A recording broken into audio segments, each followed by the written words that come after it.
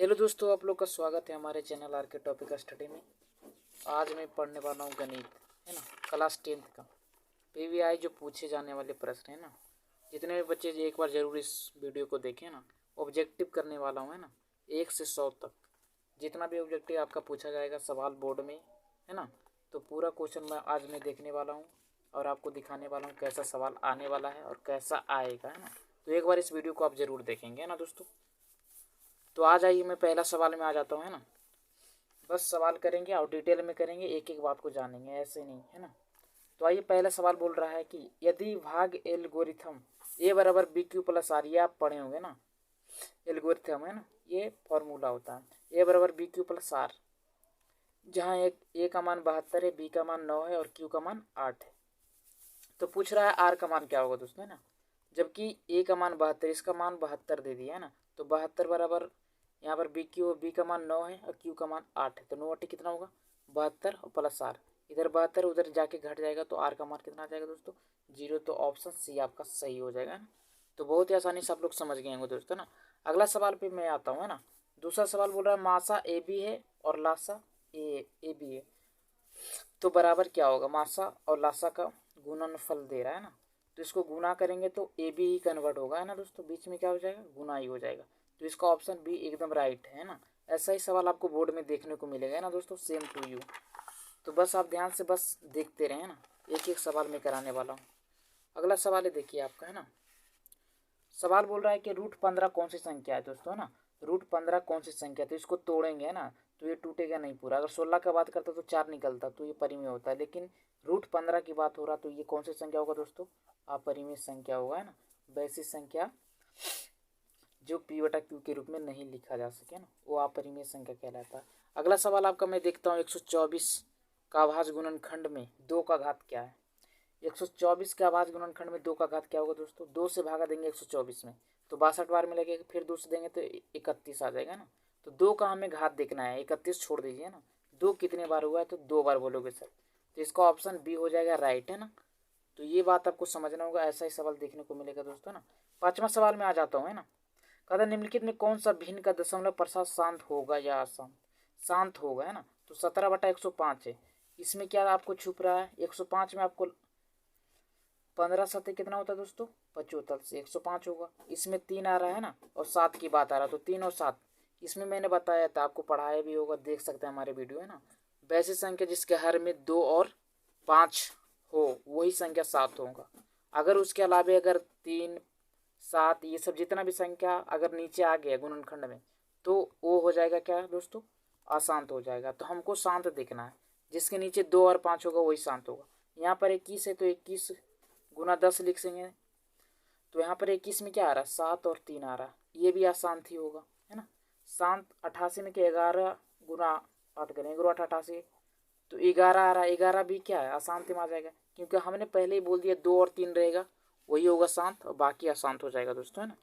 आगे 3 और 160, तो यहाँ पर 3 और 160 में इसको 16 गुना 10 लिखेंगे दोस्तों, है ना। 16 गुना 10, 16 में 2 पर पावर 4 छुपा हुआ है, मतलब 2, इसमें 5 गुना 2 छुपा हुआ है ना। तो सिर्फ 2 और 5 की चर्चा हो रहा है, इसीलिए ऑप्शन सी होगा 3/160 होगा। इस तरह से आपको देखना है शांत और अशांत। शांत वैसे संख्या जिसके हर में 2 और 5 हो, उसके अलावा कुछ भी नहीं होना चाहिए, वही शांत कहलाएगा। अशांत में क्या हो जाएगा जिसकी 2 और 5 के अलावा और कुछ हो अशांत होगा। ये आपको पढ़ाया गया होगा, डिटेल से पढ़ाया होगा, है ना। मैंने वीडियो भी दे दिया है, आप देख सकते हैं जाकर, है ना, सर्च करके। अगला 6 नंबर में क्या है, 2 संख्याओं का गुणनफल 1600 है, उनका मासा 5 है, तो संख्याओं का लासा क्या होगा। ये फॉर्मूला है दोस्तों ना। 2 संख्या का गुणनफल दिया है, 2 संख्या पहला और दूसरा का गुणनफल कितना है 1600 है, जिसमें एक का मासा का मान दिया है 5, तो लासा क्या होगा ऑटोमेटिक 5 से भागा देंगे तो आ जाएगा 320 आ जाएगा, भागा देंगे 320 आ जाएगा। ये फार्मूला होता है, आपको पढ़ाया गया होगा दोस्तों ना। ये सब फार्मूला है। 7वां सवाल में आ जाएंगे 36 और 84 का मासा क्या होगा। मासा आप बचपन से पढ़े होंगे ना, 36 और 84 में भागा देंगे, ऐसे भी मासा निकाल सकते हैं। 36 गुना 72 होता है दोस्तों ना। यहाँ पे 2 बचेगा, यहाँ पर 1 बचे, 12 से भागा देंगे 36 में, 12 12 36 हो जाएगा, है ना। यहाँ पर मासा आ गया कितना 12, इधर वाला आता है मासा, तो मासा आपका कितना आ गया दोस्तों 12 आ गया ना। 36 और 84 का मासा कितना हो गया दोस्तों 12 आ गया ना। आप महासा करके देख सकते हैं। अगला सवाल पे मैं आता हूँ। 8 नंबर सवाल पे आ जाइए ना। इसमें कारण निम्नलिखित में कौन सा बहुपद नहीं है? नहीं है। बहुपद का पहचानने का मैं ट्रिक भी बताया हूँ दोस्तों, देख सकते हैं आप लोग वीडियो, है ना। तो बहुपद वैसी संख्या जिसके घात माइनस में नहीं होना चाहिए ना। तो घात का मतलब होता है पावर, है ना दोस्तों। तो ये x नीचे है तो ऊपर जाएगा तो माइनस से लेकर जाएगा ना, इसीलिए यही है जो नहीं होगा। अगला सवाल है, यदि किसी द्विघात बहुपद में इतना इतना है तो अल्फा प्लस बीटा का मान। अल्फा प्लस बीटा का मतलब होता है शून्यंकों का योग, जो माइनस बी बटा एक के बराबर होता है दोस्तों ना। तो माइनस बी का काम कौन करेगा? -2, तो ये +2 में कन्वर्ट हो जाएगा और ए का मान 1 होगा। तो आपका ऑप्शन बी होगा सही। जो ऑप्शन आपका कितना है? जो ऑप्शन आपका 2 है दोस्तों, है ना। इस तरह की बात आपको जानना चाहिए ना। बहुपद में तो एक ही चीज़ होता है यार, है ना। शून्यंकों का योग अल्फा प्लस बीटा या तो -b/a पढ़ते हैं, और शून्यंकों का गुणनफल होता है क्या? अल्फा इंटू बीटा, जिसको c/a भी बोलते हैं हम लोग। तो गुणन योगफल बोला है तो -b/a -2/a करेंगे ना। तो +2/1 बचेगा, 2 आंसर आपका आएगा, ऑप्शन बी होगा दोस्तों ना। अगला सवाल में आ जाता हूँ। बहुपद इतना तंग शून्यंक क्या होगा ना? शून्यंक का मतलब इसका गुणनखंड करके आप 2 जो मान निकालेंगे ना वही सही होगा, है ना। तो इसका ऑप्शन सी होगा दोस्तों। अगला सवाल देखिए दिया है 11 में, बोल रहा है यदि अल्फा बीटा द्विघात बहुपद a + bx + cx² है तो शून्यंक अल्फा प्लस बीटा का मान होगा।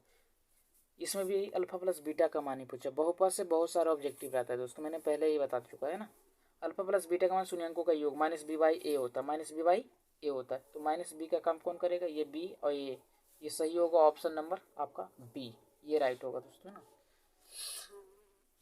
अगला सवाल होता है, यदि त्रिघात बहुपद 2x² इतना इतना है तो अल्फा बीटा इंटू गामा, इसका मान क्या होगा दोस्तों? इसका मान 1 होगा। इसका मान कितना होगा दोस्तों? 12 का 1 हो जाएगा, ऑप्शन बी। आगे आइए 13 का सवाल क्या कह रहा है। 13 में px बराबर qx gx दिया हुआ, कहता है px का घात 4 है। px का घात कितना दोस्तों? 4 है, और gx का घात 2 है, तो भागा देंगे, है ना। 2 बचेगा। आपका आंसर कितना आ जाएगा दोस्तों? ऑप्शन ए 2 हो जाएगा। आराम से आप बस संभर के मारिएगा ना। क्वेश्चन को एक बार पढ़िए, गणित का मतलब यही होता है, पढ़ने के बाद आपका आंसर मिलेगा। ये तो मैं आपको परिष्टि करा रहा हूँ, है ना। आप ध्यान से देखिए, आपका सारा चैप्टर का इसमें कवर हो जाएगा। टोटल एग्जेक्टिव एक एक चैप्टर से दिया गया है। यदि q एक धनात्मक पूर्णांक है तो एक धनात्मक विषम पूर्णांक का रूप क्या होगा? विषम पूर्णांक बोला, विषम, लास्ट में विषम लगा दिया ना। तो देखेंगे किसके लास्ट में विषम लगा हुआ है। तो 6q + 2 ये तो सम हो गया, है ना। ये विषम तो यहाँ पे 3 लोक रहा है, विषम, है ना। वैसे संख्या जो 2 से नहीं कटे विषम कहलाएगी, है ना। तो आपका ऑप्शन यहाँ पर क्या हो जाएगा दोस्तों? बी हो जाएगा ना। बहुत ही आसानी से आपको समझ में आ रहा होगा। आगे आता है बहुपद 3x³ 3x³ - 5x² - 11x - 3 का घात क्या होगा दोस्तों ना। इसका घात क्या होगा? सबसे बड़ा घात कौन है? यहाँ पर 3 है, तो आपका ऑप्शन बी हो जाएगा ना। बी से बॉल, है ना दोस्तों। आगे आ जाते हैं 16 सवाल में क्या होगा। किसी द्विघात बहुपद के शून्यंक यदि 1 एवं 1 है तो द्विघात बहुपद होगा। द्विघात बहुपद क्या होगा दोस्तों, है ना। तो इसका ऑप्शन आपका हो जाएगा कितना? इसका ऑप्शन हो जाएगा आपका ऑप्शन सी हो जाएगा दोस्तों, है ना। शून्यंक मतलब कि दोनों शून्यंक एक एक दिया है, तो एक एक जोड़ के कितना बनेगा दोस्तों? 2 जोड़ के बनेगा, है ना। तो 2x जोड़ में आना चाहिए, बाकी 1 × 1 1 आएगा। ऑप्शन आपका ये सही होगा 16 का। आगे आते हैं 17 में, है ना। कहते हैं निम्नलिखित में कौन सा यौगिक संख्या है? यौगिक संख्या मतलब कि जो संख्या 2 और 3 के अलावे भी किसी से कटता है, जो 2 के अलावे भी और सारे संख्या से कटता है। इससे ये 32 से 2 से भी कटता है, 4 से भी कटता है, 16 से भी कटता है ना। इस तरह की संख्या यौगिक संख्या। बाकी सब देखिए 1 से कटता है और स्वयं कट रहा है, ये सब संख्या अभाज्य संख्या कहलाता है दोस्तों, है ना। वैसी संख्या जो 1 से कटे और स्वयं कटे, अभाज्य संख्या ये सब कहलाता है। लेकिन हमें पूछा यौगिक संख्या, है ना, जो 2 4 6 मतलब 2 से ज़्यादा गुणनखंड इसका हो तो यौगिक संख्या कहलाता है, यौगिक संख्या ना। ये सब आपको जानना चाहिए। ये सब पूछता है अभाज्य संख्या, वैसे संख्या जो 1 से कटे और स्वयं कटे। ये सब 13 अभाज्य संख्या, ये 23 भी अभाज्य संख्या, 17 भी अभाज्य। अगला 18 का सवाल है दोस्तों, निम्नलिखित में कौन सा युग्म सह अभाज्य है? सह अभाज्य का मतलब होता है दोस्तों वैसी संख्या जिसका फैक्टर 2 हो, जिसका मासा 2 हो, जिसका मासा 1 हो। मासा 1 का मतलब होता है जिसका दोनों का बीच का मासा क्या हो? 1 हो। इसमें देखिए पहला ऑप्शन में देखिए 14 और 35 है। ये देख रहे हैं कि किसी न किसी से कट रहा है, 7 और 7 से दोनों कट रहा है। लेकिन ये देखिए 18 और 25 ये किसी से भी नहीं कटा, मतलब ये सब दोनों अलग है, इसका मासा एक होगा। ये भी देखिए एक दूसरे से कट रहा है, 31 दूना, ये 32 दूना कितना होता है दोस्तों, ये भी एक दूसरे से कट ही जाएगा ना, 2 से दोनों कट रहा है। इसका मासा का मतलब जिसका मासा एक हो, ऑप्शन बी होगा, ये होगा 18 का। सॉरी दोस्तों, आपको दिखने के लिए नहीं है ना, थोड़ा सा इधर झक जाता है ना, तो आपको अगला सवाल है 19 में करने वाला हूँ ना। द्विघात बहुपद 3x² प्लस 8x प्लस के शून्यंक के दूसरे व्युत्क्रम का योग क्या होगा। तो यहाँ पर ऑप्शन आपका होगा के का मान व्युत्क्रम रखिएगा तो आपका ऑप्शन 3 आ जाएगा दोस्तों ना, ये राइट होगा। आगे आता यदि a1 a2 b1 b2 c1 c2 समीकरण इतना दिया हुआ है, सब बराबर है, तो हम पढ़ाए थे ना कि इसका कितना हल होगा दोस्तों, अनंत हल होगा, है ना। कितना हल होगा, इसका अनंत हल होगा, 20 का सी। आगे आते हैं 21वें सवाल। समीकरण x प्लस वाई बराबर 8 है, तो वास्तविक संख्याओं के समुच्च में कितने हल होंगे दोस्तों, है ना। तो इसका अनगिनत हल होगा, क्या होगा, अनगिनत हल होगा। ये मैंने बताया था पढ़ाने वक्त, है ना दोस्तों, ये सब बहुत हल्का सा सवाल भी है।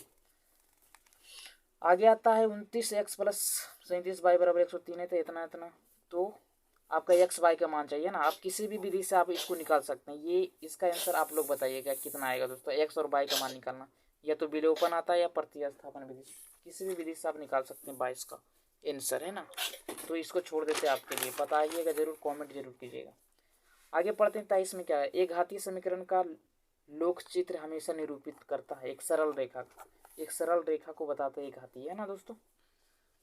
आगे सवाल है के किस मान के लिए समीकरण निकाय इतना इतना के लिए अद्वितीय हल है। तो के 3 के मान के लिए, इसका फॉलो आप करके देख लीजिए सर, है ना। ये मैं सब्जेक्टिव में इस सवाल से पूछा जाता है, ये के बराबर 3 रखिएगा तो इसका अद्वितीय हल होगा, ये आप चेक कर सकते हैं दोस्तों आराम से, है ना। आगे आता है 25 में। यदि दो चर में दो रैखिक समीकरणों के आलेख समांतर रेखाएं हो तो हलों की संख्या क्या होगी दोस्तों। हलों की संख्या कोई नहीं होगा, कोई हल नहीं होगा। समानांतर हो जाएगा तो कोई हल नहीं होगा, ये बताया गया होगा। बस चैप्टर से ही रहता दोस्तों, है ना, पढ़ने की आवश्यकता होती है, सब सेम सवाल होता है, सब डरने की कोई बात नहीं है ना। 26 में आ जाता है, निम्नलिखित में कौन सी संख्या द्विघात समीकरण नहीं है दोस्तों, है ना। द्विघात समीकरण नहीं, इसमें आप बताइएगा, ये इसका आंसर 26 का आंसर आप बताइएगा क्या होगा, है ना। आगे हम लोग बढ़ते हैं 27 में, क्योंकि इनमें थोड़ा सा कंफ्यूजन है दोस्तों, है ना। आप जरूर चेक करके बताइए कि इसका आंसर क्या होगा। 27 में देखते हैं द्विघात समीकरण इतना था कि विवेचक क्या होगा। विवेचक का मतलब होता है डी बराबर बी स्क्वायर माइनस 4ac होता है दोस्तों, है ना, ये होता है ना। लेकिन यहाँ पे बी का काम तो ए कर रहा है सर, तो यहाँ पर ए स्क्वायर माइनस 4bc हो जाएगा, 4bc। ए का काम कौन कर रहा है, बी, तो यहाँ पर उल्टा हो जाएगा दोस्तों, ऑप्शन आपका ए हो जाएगा ना। यहाँ पर आपको फंसाने का चार्ज किया है ना, आप नहीं देखेंगे तो फंस जाएंगे, ऐसे ये मार देंगे आप लोग, है ना। इसको देख के ही करना है, यहाँ पे बी स्क्वायर का काम ए कर रहा है दोस्तों ना, तो ऑप्शन ए हो जाएगा। अब इस सब सारा चीज़ का भी ध्यान रखें आप। अगला 28 में द्विघात समीकरण x square plus 4x plus 1 बराबर 0 का विवेक्तर क्या होगा ना, वही सवाल से बनाना है दोस्तों ना। डी बराबर बी स्क्वायर माइनस 4ac आप कर सकते हैं, बी का मान 4 है, 4 का स्क्वायर 16 माइनस 4ac, 16 में 4 जाएगा कितना आएगा दोस्तों, 12 आएगा, है ना। आप चेक कर सकते हैं इस फार्मूला पे, डी बराबर बी स्क्वायर माइनस 4ac, है ना। तो बहुत ही आसानी से आप लोग बना लेंगे ना दोस्तों। आगे 29 में सवाल आता है, एक द्विघात समीकरण इतना इतना है तो उसका एक मूल 2 है, तो ए का मान क्या होगा। ए का मान बताना है कि यहाँ पे कौन सी संख्या रखें इसका मूल वास्तविक मतलब समान हो जाए, मतलब मिल जाए। ए का मान क्या होगा, तो एक का मान होगा 7, क्या होगा दोस्तों, ऑप्शन बी। आगे 30 का देखिए ना, यदि द्विघात समीकरण के मूल 5 और -2 हो तो वह समीकरण क्या होगा। तो वह समीकरण क्या होगा, 5 और 2, मतलब कि ये द्विघात समीकरण के मूल दे दिया, 5 में 2 गया 3 बचेगा दोस्तों, है ना। तो इसका सही करेक्ट आंसर आपका सी होगा, ऑप्शन सी। ऑप्शन क्या होगा दोस्तों, सी होगा इसका, 30 का ऑप्शन सी होगा। आगे आते हैं आगे के सवाल में, 31 के सवाल में दोस्तों, है ना। 31 के सवाल में आपका क्या आ जाएगा, यदि अल्फा इंटू बीटा द्विघात समीकरण 3x स्क्वायर प्लस 8x पे इतना है तो इसके मूल अल्फा इंटू बीटा में इसका मान क्या हो जाएगा दोस्तों, तो ऑप्शन सी होगा, -4 होगा। इसका सवाल है ना, इसका आंसर -4 हो जाएगा, आप करके देख सकते हैं। आगे 32 का, एक यदि द्विघात समीकरण इतना इतना के विवेक्तर का मान 0 से बड़ा हो तो मूलों की प्रवृत्ति क्या होगा दोस्तों, मूलों की प्रवृत्ति हो जाएगा वास्तविक और असमान। जब मूल्य शून्य से बड़ा आ जाए तो उसको वास्तविक और असमान बोलते हैं दोस्तों। आगे क्या है देखिए, आइए आगे सवाल आता है, देखिए दोस्तों ना, समांतर श्रेणी इतने इतने सर्वांतर बताना। सर्वांतर का मतलब होता है अंतर इसका ना, दूसरे में से पहला को घटाना। इसमें ये भी पूछ सकता है प्रथम पद क्या 0.6 है, इसका अंतर पूछा है तो इसमें घटा देंगे तो 1.1 आएगा दोस्तों ना। ऑप्शन क्या हो जाएगा आपका, बी हो जाएगा। आगे सवाल आते हैं 34 का दोस्तों ना। 34 में क्या पूछा जाता है, 34 में कारण निम्नलिखित में कौन सा समांतर श्रेणी में है। समांतर श्रेणी में चेक करना है कि कौन सा समांतर श्रेणी का मतलब वैसी श्रेणी जिसका अंतर समान हो दोस्तों ना। तो बी वाला देखें, ऑप्शन समान होगा आपका है ना, चेक कर सकते हैं आप लोग, ऑप्शन बी होगा। आगे 35 का सवाल है, यदि 4/5 A2 किसी भी समांतर श्रेणी के 3 क्रमगत पद है तो ए का मान क्या होगा दोस्तों ना। तो ए का मान बताना, यहाँ पर कौन सी संख्या रखें जो समांतर श्रेणी में आ जाए 3 लगातार में। तो हमने चेक किया था 7/5 आएगा, आप भी रख के चेक कर सकते हैं दोस्तों ना, किसी को दिक्कत है तो। यहाँ पर बस एक की जगह 7/5 रखी है ना, उसके बाद घटा के देखिए आपस में ये बराबर आएगा। समांतर श्रेणी यही कहता है जिसका अंतर समान हो। आगे आते हैं 36वें सवाल। कहता है यदि समांतर श्रेणी का n पद 3n+5 हो तो इसका सर्वांतर क्या होगा। इसका सर्वांतर, ऐसा सवाल का सर्वांतर हमेशा 5 होगा दोस्तों, जो बाहर होता है वही आंसर होता है, ये आपका सही हो जाएगा। आगे आइए 37, समांतर श्रेणी 5, 7, 9, 11 का कौन सा पद 29 होगा दोस्तों है ना। कौन सा पद 29 होगा, 13वां पद होगा है ना। आप ये पढ़े होंगे सर्वांतर श्रेणी में, एपी में पढ़े होंगे कौन सा पद समांतर होगा, 13वां पद होगा। आप करके देख भी सकते हैं दोस्तों। आगे आइए दोस्तों ना 38 का सवाल, जल्दी से करते हैं, 100 सवाल करना है। यदि किसी समांतर श्रेणी का 7वां पद 4 हो और सर्वांतर -4 हो तो उसका प्रथम पद क्या होगा दोस्तों, 28 होगा। उसका कौन प्रथम पद क्या हो जाएगा, 28 हो जाएगा। यहाँ पर देखिए कुछ भी नहीं करना है, 7वां पद बोला तो A+6D लिखना है दोस्तों ना, और इसका दिया है 4, जबकि इसका सर्वांतर कितना दिया है दोस्तों, A+6D का मान कितना दिया है, -4 दिया है, बराबर कितना हो जाएगा, 4 हो जाएगा दोस्तों ना। तो इसको करेंगे A बराबर हो जाएगा क्या, ये हो जाएगा 6 चौक 24 माइनस का, और उधर 4 में जुड़ जाएगा, 24 4 28 हो जाएगा। A का मान कितना बोले थे दोस्तों, 28 होगा ना, ये करेक्ट आपका है। आगे आइए 39 नंबर क्वेश्चन में कह रहा है एक समांतर श्रेणी इतना इतना तो उस समांतर श्रेणी का सर्वांतर क्या होगा, तो -8 होगा इसका आंसर दोस्तों है ना। आगे आइए 40 में कहता है लगातार संख्याओं 1 2 3 का n बराबर क्या होगा, मतलब इसका योगफल पूछ रहा है। प्राकृतिक संख्याओं का योगफल होता है n × n + 1/2 होता है दोस्तों, ये नहीं होगा बल्कि ये होगा, बी होगा। प्राकृतिक संख्याओं का योगफल होता है n × n + 1/2 होता है दोस्तों, ऑप्शन बी 40 का। 41 में आ जाइए ना, प्रथम 10 विषम प्राकृतिक संख्याओं का योगफल क्या होगा दोस्तों ना। विषम का बात कर दिया तो उसका एक फार्मूला होता है, विषम संख्याओं का योगफल का फार्मूला होता है बस n² होता है दोस्तों, n² है ना। तो 10 दिया है तो 10 का स्क्वायर करेंगे तो कितना आ जाएगा दोस्तों, 100 आ जाएगा ना। तो ये आपका करेक्ट आंसर बी हो जाएगा। उसी तरह से आगे सवाल देखते हैं 42 का, बाई एच से बिंदु इतना इतना की दूरी क्या होगा दोस्तों, 7 इकाई। इसका एक ही फार्मूला होता है ना, बस बाई एस की बात कर रहा है ना, बाई एस से दूरी उसकी कितना हो जाएगी दोस्तों, 7 हो जाएगी। आगे 43 में क्वेश्चन देखिए, बिंदु ये सवाल का सवाल है, बिंदु इतना कौन सा पद में स्थित, -5 -3 माइनस कौन सा पद में आता है दोस्तों, तो बोलोगे सर तृतीय आता है, इसमें बोलने वाली क्या बात है, तृतीय आता है ना। और प्लस प्लस प्रथम होता है, और प्लस माइनस दूसरा होता है, और माइनस प्लस चौथा होता है। ये सब याद रखिएगा, कौन सा चतुर्थांश, चतुर्थांश से सवाल बहुत रहता है दोस्तों ना। बस आप बने रहिए वीडियो में, 100 करेंगे, आपको ये समझ में आएगा कि कैसे सवाल रहने वाला है, कैसे बनता है ना। 44 में आ जाइए है ना, अगला सवाल स्टार्ट करते हैं। कहता है एक्स एच का समीकरण है y बराबर 0 होगा। एक्स एच की बात करेगा तो आंसर y में ही देगा हमेशा, ऑप्शन बी हो जाएगा। 45 में आ जाइए, बिंदु p बराबर p हो जाएगा कितना, कितना दिया p × -6 और 8 के मूल बिंदु की दूरी क्या होगा दोस्तों, इसकी दूरी क्या होगा, इसका स्क्वायर कर देना है, √x² + y² कर देना है ना। x² मान का 36 आ जाएगा, प्लस 8 का कितना हो जाएगा 88 64, जोड़ देंगे तो 100 हो जाएगा, 100 निकालेंगे तो 10 आ जाएगा, कितना आएगा 10 आएगा दोस्तों ना। तो आराम से आप कर ले जाएंगे ये सब सवाल, निर्देशांक ज्यामिति का है, एक एक चैप्टर को नहीं छोड़ा है ना, ऑब्जेक्टिव घुसेड़ दिया है सारा चैप्टर से, इसीलिए आपको पढ़ के जाना है तभी आप बना कर आएंगे। बिंदु इतना इतना के बीच की दूरी निकालना है, दूरी सूत्र आप लोग जानते हैं दोस्तों, इसका आंसर 5 होगा, आप कर भी सकते हैं। आगे सवाल में आइए 47 में, बिंदु इतना इतना को मध्य बिंदु का निर्देशांक क्या होगा। मध्य बिंदु आप जानते हैं दोस्तों ना, मध्य बिंदु का एक ही फॉर्मूला तो x1 प्लस x2 बटा में 2 लिखना है, इधर y1 प्लस y2 बटा में 2 लिखना है। x1 का मान होता है -5 और प्लस y21 के मान होता है 7। यहाँ पर 2 से भागा देंगे, इसको घटाएंगे तो 2 बचेगा, 2 बटा 2 1 बच जाएगा। यहाँ पे y1 का मान कितना है 4 है और यहाँ पे y2 का मान -8 है दोस्तों ना, तो यहाँ पर 2 से भागा देंगे तो यहाँ पर बचेगा -4 बटा में 2, भागा देंगे -2 आएगा, तो आपका आ गया क्या 1 और -2। ऑप्शन बी होगा दोस्तों। ऑप्शन क्या होगा, बी होगा दोस्तों, है ना। तो इस तरह के आपको आगे मैं बताने वाला हूँ, बस अब वीडियो में बने रहिएगा। -2 होगा। आगे आइए दोस्तों ना, 48 में 50 का आंकड़ा पार करने वाले हम लोग हैं। x बराबर 15 का आलेख कैसा सरल रेखा होगा, तो y अक्ष के समानांतर होगा। x बराबर 15 दिया है तो रेखा हमेशा आलेख जो होगा y अक्ष की तरफ होगा दोस्तों, है ना। इस प्रश्न को याद रखिए आप हमेशा। 49 में चलते हैं दोस्तों, है ना। बिंदु इतना कोमा इतना को कोटि किसको बोलते हैं दोस्तों, तो हमने पहले ही वीडियो में बता चुका हूँ, है ना, कि x वाले को भुज बोलते हैं और y वाले को कोटि बोलते हैं दोस्तों, है ना। y वाले को कोटि, ये x, y है, तो कोटि की बात करें तो 7 कितना हो जाएगा 6 हो जाएगा। ये आपका करेक्ट आंसर है दोस्तों, है ना।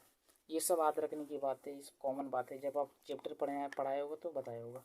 त्रिभुज इतना इतना का a,0,0,0 ये सब b दिया है, तो इसका क्षेत्रफल हम लोग जानते हैं 1/2। फार्मूला भी होता है, तो खाली a और b का मान दिया, इसीलिए इसका 1/2 AB आंसर हो जाएगा दोस्तों, है ना।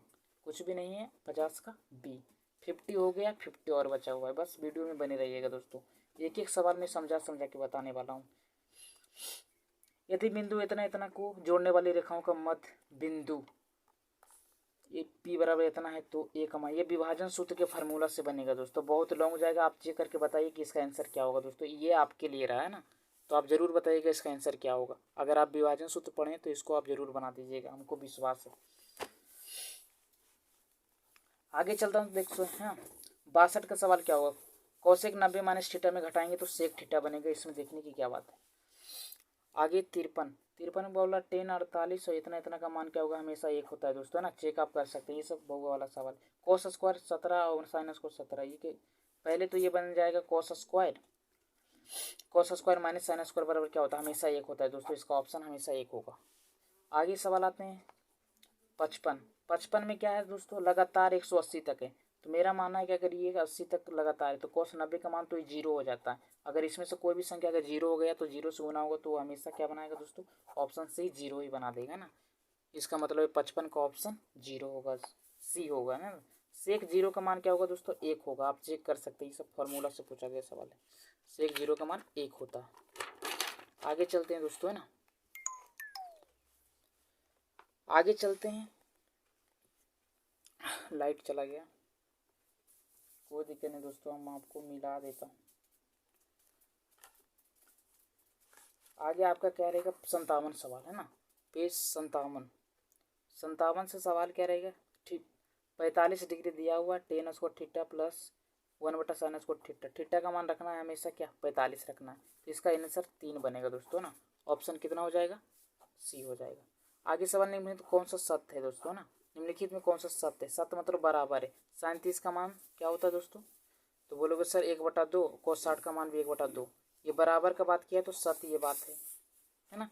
आगे 49 का देखिए ना दोस्तों, यदि ए बराबर बी बराबर अल्फा बीटा बराबर 60 डिग्री है तो cos अल्फा माइनस बीटा का मान क्या होगा। इसका एक फार्मूला होता है दोस्तों ना, जो क्लास 12 में पढ़ा जाता है ना, साइन ए प्लस बी बराबर फार्मूला होता है, cos ए माइनस बी बराबर फार्मूला होता है। तो उस हिसाब से आपका आंसर ये 0 आया है दोस्तों ना, तो आपका आंसर इसमें 0 होगा। 59 का मिला लीजिएगा, इसका आंसर 0 होगा दोस्तों ना, आपको नहीं दिखने के लिए सॉरी। आगे देखिए 60 का है ना, 60 बोल रहा 1 माइनस साइन स्क्वायर ए इंटू सेक स्क्वायर ए, तो इसका मान क्या होगा दोस्तों ना। पहले 1 माइनस साइन स्क्वायर ए बराबर इसको कोस स्क्वायर लिखेंगे दोस्तों, कोस स्क्वायर लिखेंगे, उसके बाद सेक स्क्वायर से गुना करेंगे, तो ये ऑप्शन क्या बनेगा,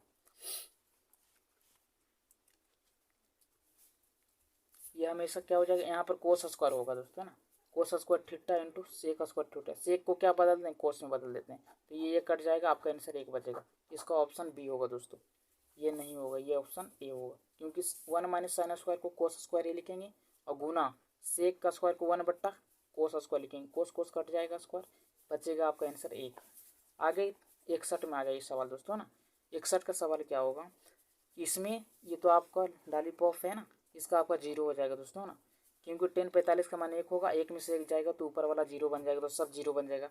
ऑप्शन डी किसका, 61 का। 62 का आ जाइए। 62 में 2 साइन 2 थीटा बराबर √3 बराबर थीटा का मान क्या होगा, थीटा का मान बताना है दोस्तों ना। इसमें थीटा का मान क्या हो जाएगा, यहाँ पर देखिए ना, साइन यहाँ पर बन जाएगा साइन 2 थीटा बराबर हो जाएगा √3 बटा ये 2 इधर आ जाएगा, तो कितना बना देगा, ये 60 डिग्री का मान होगा, 60, तो काटेंगे तो कितना बन जाएगा, ये थीटा बराबर बन जाएगा कितना डिग्री, 30 डिग्री। 30 डिग्री कहाँ पर है दोस्तों, ऑप्शन 1 होगा, 30 डिग्री आपका आंसर होगा। आगे चलते हैं 63 में। 63 का बोला यदि ए बराबर 65 डिग्री है तो टेन इतना इतना बराबर क्या हो, इसका मान 1 ही होगा दोस्तों ना, क्योंकि 10 ए गुना कॉट ए बराबर होगा 1 कट के, तो इसका ऑप्शन बी हो जाएगा। आगे हम चलते हैं ना दोस्तों 63 में, 64 का है ना, ये लॉलीपॉप सवाल है। यदि सेक 4a बराबर कोसेक a माइनस 10 डिग्री है तो ए का मान क्या है दोस्तों, तो 20 डिग्री होगा इसका आंसर। इसका आंसर कितना डिग्री होगा दोस्तों, 20 डिग्री, क्योंकि इसको 90 में से 1 घटाइए, उसके बाद इधर वाला घटा दीजिए, आ जाएगा आपका आंसर। 65 में आ जाते हैं। Sec square minus cot square बराबर क्या हो जाएगा दोस्तों, किसी को 90 में से घटा दीजिए तो बराबर हो जाएगा ना। यहाँ पर देखिए सेक को, अगर आप सेक को 90 में से घटाइएगा तो कोसेक बनेगा, है ना, कोसेक बनेगा, और minus cot square theta, cosec square theta minus cot square theta बराबर बनता है कितना, 1 बनता है, तो किसी भी कंडीशन में ये 1 बना देगा। क्या बना देगा दोस्तों, 1, ऑप्शन ए हो जाएगा। आगे 66 का सवाल देखते हैं। यदि tan theta plus cot theta बराबर 5 है तो ten square plus coat square theta बराबर क्या हो जाएगा दोस्तों, इसका हमेशा स्क्वायर हो जाएगा। इसका मान 5 दिया है, इसका स्क्वायर किया है, 5 का स्क्वायर कितना होगा, 25, आपका ऑप्शन बी हो जाएगा दोस्तों। ऑप्शन कितना हो जाएगा, 66 का बी हो जाएगा। 67 का ये सवाल देखते हैं क्या कह रहा है। निम्नलिखित में किसका मान √2 के बराबर है दोस्तों, तो ये कोसेक 45 का होता है। आगे 68 का ये जो sine square minus cos square कितना हो जाएगा दोस्तों, साइन 60 का मान कितना होता है, √3 बटा 2, √3 बटा 2 होता है, इसका स्क्वायर करना है, माइनस कोस 60 का मान कितना होगा दोस्तों, 1 बट्टा 2 का स्क्वायर करना, तो ये 3 बट्टा 4 आ जाएगा, माइनस 1 बट्टा 4 आ जाएगा। इसको एलसीएम लेंगे 4, इसको आ जाएगा कितना, 3 में से 2 गया, 2 बट्टा 4, इसका मतलब 1 बट्टा 2 आ जाएगा, काट के 1 बट्टा 2 आ जाएगा दोस्तों। आप करके देख सकते हैं, साइन 60 का मान रखिए, आपका आंसर आ जाएगा। 69 का ये सवाल क्या कर रहा है दोस्तों, इतना इतना दिया है तो कौन बी का मान क्या होगा दोस्तों, बी का मान क्या होगा। 69 का सवाल डॉट है, आप लोग बताइए इसका आंसर क्या होगा दोस्तों, है ना, आप लोग जरूर बताइएगा कमेंट करके इसका आंसर क्या होगा। 70 में आइए। यदि स्तंभ की छाया की लंबाई 2√3 मीटर है, सूर्य का उन्नयन कोण 60 डिग्री हो, तो इस स्तंभ की लंबाई क्या होगा दोस्तों, है ना, इसका स्तंभ की लंबाई 6 सेंटीमीटर होगा। आप लोग भी इसका बता सकते हैं। बोलोगे कैसे सर, यहाँ पर एक ऐसे करके बनाना है, छाया वाला, है ना, ये 60 डिग्री है और इसकी छाया 2√3 है दोस्तों, है ना, तो ये 10 वाला फार्मूला, 10 60 बराबर हो जाएगा कितना, ए बी, इसका टेन थीटा बराबर क्या होता है, पी बट्टा बी होता है। पी का मान मान लीजिए कुछ नहीं तो एक्स बट्टा हो जाएगा 2√3 हो जाएगा। 10 60 का मान कितना होता है दोस्तों, बोलो कि सर √3 होता है, बराबर एक्स बट्टा कितना है, 2√3 होता है ना, 2√3 होता है। इसको गुना करेंगे तो कितना हो जाएगा, √3 गुना √3, 13 गुना होता है ना दोस्तों, तो √3 बनेगा, 3 बनेगा सर, 3 दूना 6 हो जाएगा, तो एक्स का मान कितना बचेगा, 6, तो ऑप्शन आपका बी हो जाएगा। आगे चलते हैं दोस्तों, है ना। कर 71 में क्या है, 71 में बहुत सारा, अब जितना भी सवाल आएगा सब आपका इम्पोर्टेंट है ना, अब त्रिभुज से आएगा और वृत्त से आएगा, बस आप देखते रहिए ना, एक एक सवाल आपका यहाँ से आने वाला। कर यदि 2 समरूप त्रिभुज के क्षेत्रफलों का अनुपात 25:64 है तो उनकी संगत भुजाओं का अनुपात क्या होगा। इसका क्षेत्रफल का अनुपात दिया है तो असंगत भुजाओं का अनुपात देगा, तो इसके वर्गों के समानुपाती होगा दोस्तों। 5 का 25 होता है और 8 का 64 होता है, इसीलिए ऑप्शन क्या होगा दोस्तों, बी होता है हमेशा। अगर इसका अनुपात इतना देता और क्षेत्रफल पूछता तो इसका 25:64 हो जाता, जैसे इसका उल्टा होता है। तो यही बात याद रखना है। आगे देखिए ABCD में दिया गया AB बराबर 6 सेंटीमीटर है, AC बराबर कितना है दोस्तों 8 सेंटीमीटर। तो AB का एक अर्धक है, तो BD और DC का अनुपात क्या है दोस्तों, BC और DC का अनुपात। इस सवाल को भी आप ही इसका आंसर बताइए ना कि इसमें क्या होगा। आगे चलते हैं दोस्तों 73 का। बस अब ज़्यादा सवाल नहीं है, बस आप लोग टिके रहिए ना। आगे 73 का PA और PB का वाय बिंदु से O वाले वृत्त पर खींची गई स्पर्श रेखा की एक बिंदु से LP इतना 80 डिग्री है, तो PA का मान कितना होगा। इसका मान हो जाएगा कितना दोस्तों, इसका मान 50 डिग्री हो जाएगा। आप लोग वृत्त में पढ़े होंगे ना दोस्तों, जैसे वृत्त में ऐसे पढ़े होंगे ना, और एक वाय से स्पर्श रेखा की एक ऐसे खींच रहा है और यहाँ पे इस तरह से कोण बना रहा है, बोल रहा है क्या APB बराबर कितना 80 है दोस्तों। ये कोण 80 है, तो ये दो भाग में कट गया, तो ये 40 होगा, इधर भी 40 होगा, लेकिन ये सामने वाला कोण 90 होगा। 90 और 40 कितना होता है, बोलोगे सर 130। त्रिभुज के तीनों कोण का मान कितना होता है 180 होता है, 180, जिसमें 130 दिया है, तो बचेगा कितना देगा 50 डिग्री। तो वही 50 डिग्री हो जाएगा दोस्तों ना। आपको यहाँ पे दिमाग लगाना है थोड़ा सा, कुछ भी नहीं ऑब्जेक्टिव। एक वृत्त पर स्थित किसी बिंदु पर खींची गई स्पर्श रेखा स्पर्श बिंदु से होकर जाने वाली त्रिज्या को कोण को बनाती है। कितना डिग्री का कोण बनाती है दोस्तों, 90 का बनाती है। कितना का, 90 का बनाती है।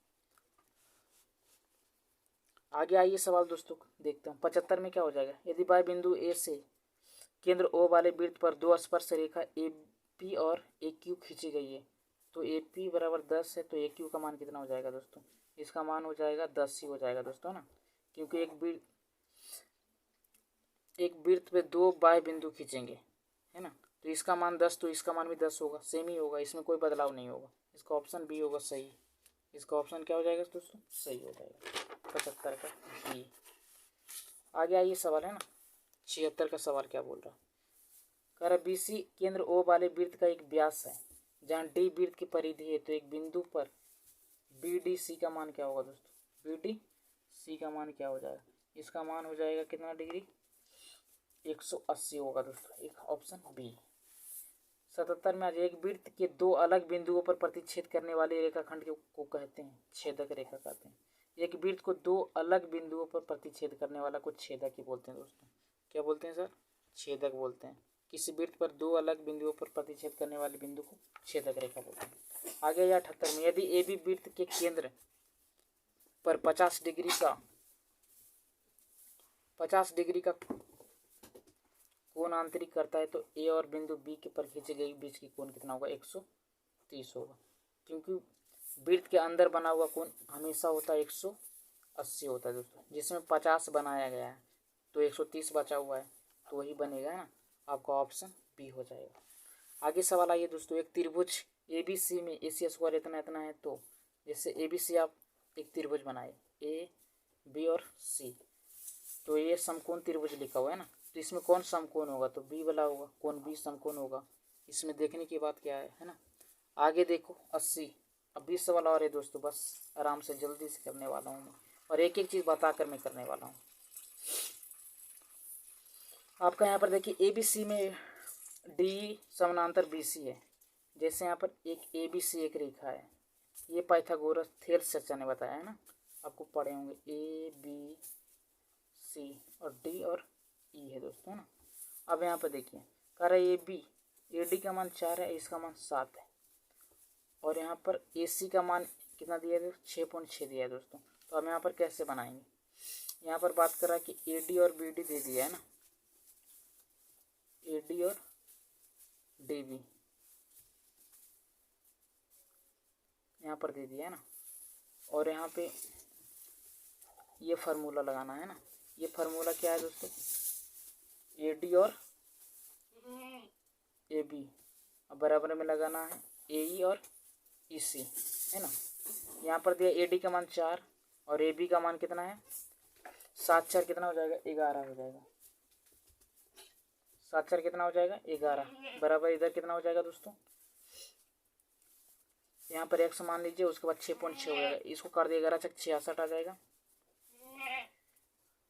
11 छक 66 आ जाएगा, इसको गुना कर दीजिए, पॉइंट बचा है उस ऊपर पहुंचा दीजिए ना दोस्तों, ऊपर पहुंचा देंगे, 10x बच जाएगा, इसको 6 चौक 24 कर देंगे, 24 में 10 से भागा देंगे, 2.4 बचेगा, ऑप्शन आपका 2.4 ऑप्शन बी हो जाएगा 80 का। आगे आते हैं 81 का, एक एक सवाल बहुत मजेदार है ना, आप देखते जाइए। 80 का सवाल देखिए दोस्तों, कह रहा है क्या, दो वृत्त की त्रिज्या का अनुपात 2:3 है, तो इनके क्षेत्रफलों का अनुपात क्या होगा, क्षेत्रफलों का अनुपात, क्षेत्रफल पूछा ना दोस्तों, सबका वर्ग कर दें, 2 का वर्ग 4 और 3 का वर्ग 9 हो जाएगा, 4:9, ऑप्शन बी। आगे क्या हो जाएगा दोस्तों, 82 का, 42 सेंटीमीटर त्रिज्या वाले वृत्त के उस त्रिज्या खंड का योगफल क्या होगा, त्रिज्या खंड का क्षेत्रफल बताएगा थीटा बटा 360 पाई आर स्क्वायर, थीटा का मान 30 डिग्री है और 360 है, पाई का मान आप रख सकते हैं 22/7 है दोस्तों, है ना, और गुना कर सकते हैं आर का मान 42 गुना 42। देखिए 42 सेंटीमीटर त्रिज्या वाले वृत्त के उस त्रिज्या खंड का योगफल क्या होगा दोस्तों, त्रिज्या खंड का क्षेत्रफल आप पढ़ेंगे थीटा बटा 360 पाई आर स्क्वायर होता है दोस्तों, है ना, तो थीटा का मान 30 डिग्री, 30/360, पाई का मान 22/7 गुना त्रिज्या दिया है 42 गुना 42, इसको काट सकते हैं, 1 0 कट गया, इसको काटेंगे 12 बार में कट गया, इसको काट 7 6 कितना होगा दोस्तों 42, 6 दूना 12 होगा, इसको काटेंगे 21 बार में, अब यहाँ पर 22 गुना आप 21 करेंगे ना, तो आपका आ जाएगा 462 सेंटीमीटर, ये आपका ऑप्शन सी हो जाएगा, 82 का ऑप्शन सी हो जाएगा दोस्तों ना, इसमें किसी को भी दिक्कत नहीं, फार्मूला लगाना है त्रिज्या खंड वाला आपको पढ़ाया गया होगा दोस्तों ना। आगे सवाल यदि किसी पहिए की त्रिज्या, पहिया का मतलब होता है गोला, गोला का मतलब होता है परिधि दोस्तों, है ना, 2 पाई आर होता, 2 पाई आर, तो 2 गुना 22 बटा अगर 7 रखते हैं, आर का मान कितना 35/44 है, 35/44 है, तो यहाँ पर कटेगा 7 25 35 कटेगा, ये 44 22 दूना 44 कटेगा, 2 2 कटेगा, आपका आंसर 5 बचेगा, ऑप्शन ए हो जाएगा, 5 सेंटीमीटर है दोस्तों, चक्रों की संख्या मतलब परिधि 2 पाई आर।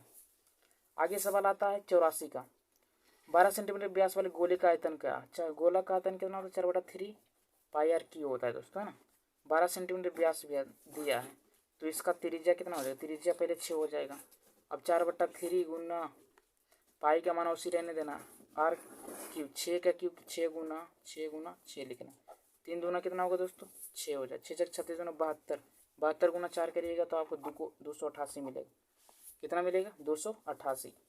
12 सेंटीमीटर व्यास वाले गोले का आयतन, गोला का आयतन जाना 4/3 पाई आर क्यू होता है दोस्तों, पाई आर क्या होता है क्यू होता है, तो ये फार्मूला लगाना है, पाई का मान वैसे ही रहने देना है और आर का मान निकालना है, व्यास दिया है, आर का मान 6 हो जाएगा, 6 रख देना है, 3 दूना 6, उसके बाद 6 छक 36 दूना 72, 72 गुना 4 कर देंगे 288, ऑप्शन आपका सी हो जाएगा 84 का।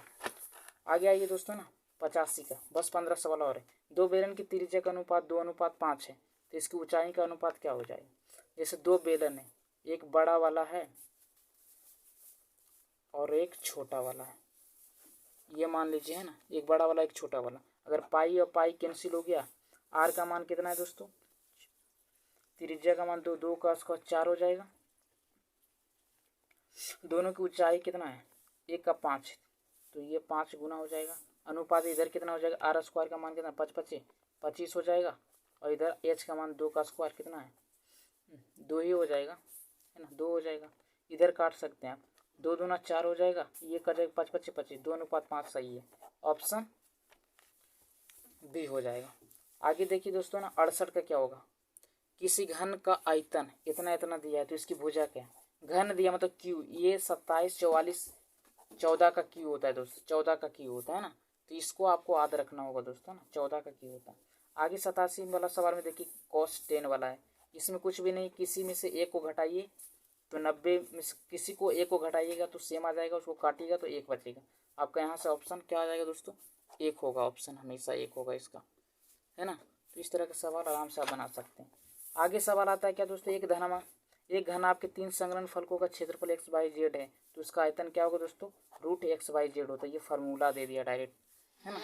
आगे सवाल 89 का, एक शंकु के आधार की त्रिज्या r है, उसकी ऊंचाई h है, तो शंकु का आयतन क्या होगा दोस्तों, ये फार्मूला 1/3 पाई आर स्क्वायर होता है।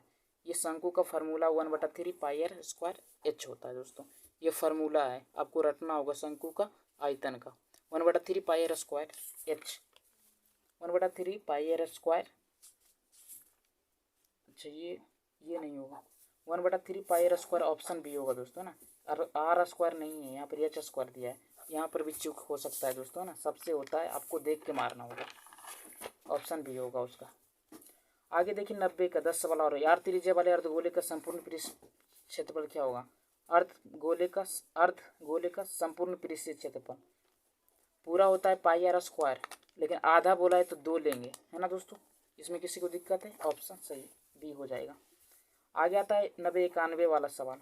इसमें देखिए दोस्तों, बोला 7 3 5 8 इतना तक का माध्यिका ज्ञात करना। माध्यिका मैंने बताया था ना, सबसे पहले इसको क्या करेंगे, घटते या बढ़ते क्रम में सरियाएंगे दोस्तों। सबसे छोटा को लेंगे 3 5 6 7 8 9 10 और 12। उसके बाद यहाँ से कट करेंगे, 1 2 3 4 5 6 7 8 का सवाल है, तो यहाँ से 3 इधर से उड़ाइए, 3 इधर से उड़ाइए, 7 और 8 बचा। 7 और 8 7 कितना होगा दोस्तों, 7 और 8 को जोड़ दीजिए, अब बटा 2 से भागा दीजिए, 7 8 कितना होता है, 8 7 15, 15 बटा 2, 2 को भागा देंगे 7.5 आए। ऑप्शन सी होगा इसका आंसर, है ना दोस्तों। सबसे पहले माध्यिका पूछेगा तो घटते या बढ़ते क्रम में सजाना है दोस्तों, है ना, इस तरह से करना है, आपका आंसर आ जाएगा। 92 में देखिए, प्रथम 10 समप्राकृत संख्याओं का माध्य क्या होगा। सम बोला है ना दोस्तों, इसका फार्मूला होता है, अगर बोलता है प्रथम समप्राकृत संख्या का योग होता है, इसका फार्मूला n × n+1 होता है। लेकिन औसत बोला है, औसत का मतलब माध्य बोला है, तो ये n प्लस खाली 1 हो जाएगा। n का मान 10 है तो 10 + 1 11। ऑप्शन बी हो जाएगा दोस्तों, है ना, करेक्ट हो जाएगा। फार्मूला जानिएगा तुरंत बन जाएगा, है ना। आगे देखते हैं 93 का सवाल, है ना दोस्तों, लास्ट है ना। 37 और 45 का समांतर माध्य क्या होगा। ये दोनों को जोड़ के 2 से भागा दीजिए, 37 और 45 को जोड़िए, 2 से भागा दीजिए। 7 5 12 2 बाकी हो 1 होगा, 4 3 7 1 82/2, इसको काटेंगे तो 41 आएगा। ऑप्शन आपका ए हो जाएगा दोस्तों, आराम से इसको मारिए, है ना। किसी भी बारंबारता सारणी में माध्य 28 है और बहुलक 16 है, तो इसकी माध्यिका क्या होगा दोस्तों। इसकी माध्यिका आप जल्दी से बता सकते हैं कितना होगा। इसकी माध्यिका 22 होगा। इसकी माध्यिका कितना होगा, 22। फार्मूला लगा सकते हैं, बहुलक बराबर 3 माध्य गुना 2 माध्यिका होता है। इसका फार्मूला आप जानते होंगे शायद, यूज भी कर सकते हैं। इसका आंसर क्या होगा इसका, है ना। इससे 22 हमने बताया, 22 ही सही है। निम्नलिखित में कौन सा प्रवृत्ति माप नहीं है। निम्नलिखित में केंद्रीय प्रवृत्ति का माप कौन नहीं है दोस्तों, है ना। इसका सवाल आप बताइएगा, है ना। इसका सवाल आपके लिए मैं छोड़ दिया हूँ, इसका सवाल आप जरूर बताइए। आगे 96 है। इतना तक बहुलक क्या है। बहुलक का मतलब एक ही है कि जो बहुत बार आता है दोस्तों। इसमें सबसे ज़्यादा 9 आया है, इसलिए इसको बहुलक कहा गया है। जो संख्या बहुत बार आएगा बहुलक कहलाएगा। किसी भी घटना की परिकता का अधिकतम मान कितना हो सकता है दोस्तों। किसी भी घटना का परिकता का अधिकतम मान क्या होता है, हमेशा 1 होता है दोस्तों। हमेशा क्या होता है, 1 होता है। 2 सिक्कों की उछाल के संभव परिणामों की संख्या। अगर 2 सिक्का उछालेंगे, एक सिक्का अगर उछालेंगे तो हेड या तो टेल आएगा दोस्तों, लेकिन दूसरा सिक्का उछालेंगे तो क्या बन जाएगा, या तो हेड आएगा या तो टेल आएगा, या तो टेल या तो हेड आएगा, है ना। तो घटना पूरा परिणाम कितना हो जाएगा, 4 घट जाएगा, है ना। 4 में कौन आएगा कोई पता नहीं, लेकिन घटना पूरा घटेगा कितना, 4 घटेगा। इसीलिए ऑप्शन क्या हो जाएगा दोस्तों, 4 हो जाएगा। 2 मत मारिएगा ना, पूरा घटना बोल रहा है। एक सिक्का में 2 तो 2 सिक्का में 4 घटना घटेगा या नहीं, इसीलिए 98 का ऑप्शन कितना हो जाएगा दोस्तों, बी हो जाएगा। आगे देखिए 99 में, है ना, कहता है P बराबर 0.7 है, तो P डेंस का बराबर कितना होगा, है ना दोस्तों। ऐसा जब भी रहेगा तो इसको 100 में घटाना। अगर 100 में घटाएंगे हम लोग 0. इतना को, तो 0.93 आएगा इसका आंसर। आप घटा के देख सकते हैं, 0.7 को घटाएंगे तो 0. कितना आ जाएगा दोस्तों, 93 आ जाएगा, है ना, जो ऑप्शन ए में दर्शा रहा। इसका सही जवाब ऑप्शन ए है, 0.93। आगे आ जाते हैं दोस्तों, अंत भला तो सब भला। असंभव घटना की परिकता क्या होती है। असंभव घटना की परिकता क्या हो सकती है, असंभव नहीं होने की परिकता क्या होगा, एक ही होगा ना, तो आपका ऑप्शन सी होगा, है ना। आप जरूर बताइए, है ना। इसका ऑप्शन कितना हो जाएगा, सी हो जाएगा दोस्तों, है ना। और मैं ये बताना चाहता हूँ कि आपको अगर अच्छा लगा है तो वीडियो को लाइक कीजिए और अपने दोस्तों के पास ज़रूर पहुंचाइए ना दोस्तों, क्योंकि ये समय होता है ऐसे पढ़ने का ना, क्योंकि यही सब आपका नंबर बढ़ा सकता है। आप अभी से लग रहे हैं, पढ़ रहे हैं, सही से पढ़िए, आपका बेस्ट होगा, बेस्ट नंबर भी आएगा दोस्तों, है ना। तो लाइक कीजिए, सब्सक्राइब जरूर कीजिएगा, है ना। और कि हमसे अगर गलती हुआ है तो आप कमेंट में ज़रूर लिख के बोलिएगा, बताइएगा ज़रूर कि हमसे अगर किसी तरह की दिक्कत है तो मिलते हैं किसी अगले वीडियो में दोस्तों ना। सब्जेक्टिव भी इसका लाना आप चाहते हैं तो जल्दी से कमेंट करके बताइएगा। इसका अगर सब्जेक्टिव चाहते हैं तो हम ज़रूर आपका सब्जेक्टिव का भी करा देंगे ना दोस्तों। सब्जेक्टिव का जल्दी से कमेंट करिएगा नीचे सवाल, है ना। तो मिलते हैं किसी अगले वीडियो में, तब तक के लिए जय हिंद, जय भारत।